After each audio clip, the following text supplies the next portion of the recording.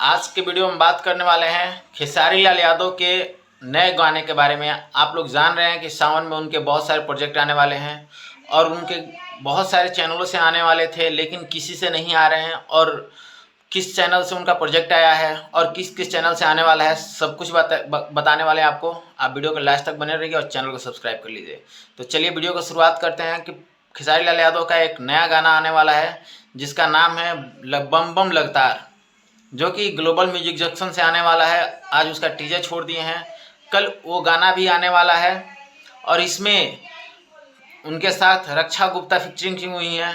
और इसका लिरिक्स अखिलेश कश्यप, उनका जो कि अपना खुद का पर्सनल राइटर है, उन्होंने दिया है। और उस गाने का विशेष तो अभी कुछ नहीं, बस टीज़र है। आप लोग जाइए ग्लोबल म्यूजिक जंक्शन से उनका गाना सुनिए और उनको ढेर सारा प्यार दीजिए। बहुत ही मुश्किल से वो गाना लेकर आए हैं। जिस तरह वो कॉन्ट्रैक्ट में फंसे हुए थे, उसके बाद एक मतलब पहली पहल है, वो ग्लोबल म्यूजिक जंक्शन से पहला उनका गाना आ रहा है विवाद के बाद।